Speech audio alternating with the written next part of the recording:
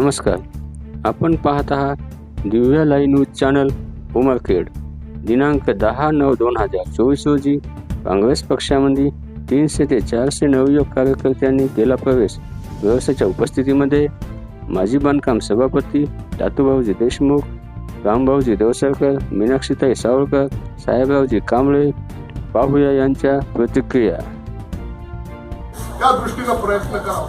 आणि दत्तरावजी रामभाऊ गोरेसर तिथला इतिहास की ज्याच्या मागे सुभाषराव बंडी भाग त्याचा आमदार होतो म्हणून आज एवढ्या लोकांनी प्रवेश केला.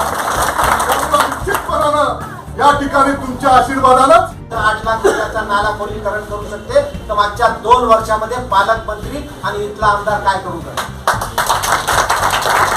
त्याच वर्षी कोर्टाच्या शाळेमध्ये इथं असणाऱ्या अभ्यासिकेमध्ये, बापू आपली अभ्यासिका आहे त्या नाल्याच्या बाजूला, त्या अभ्यासिकेमध्ये पाणी गेलं. अजूनही तिथलं कोणत्याच नाल्याचं किंवा नदीचं किंवा मंडळी आली जाईल.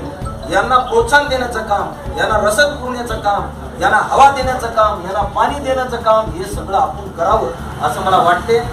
सत्ता अशी येत नसते, सत्ता खेचून आणावं लागते, बुद्धी आणावं लागते, संघटना बांधून संघटना पक्की करावं लागते, तेव्हा कुठं सत्ता येते.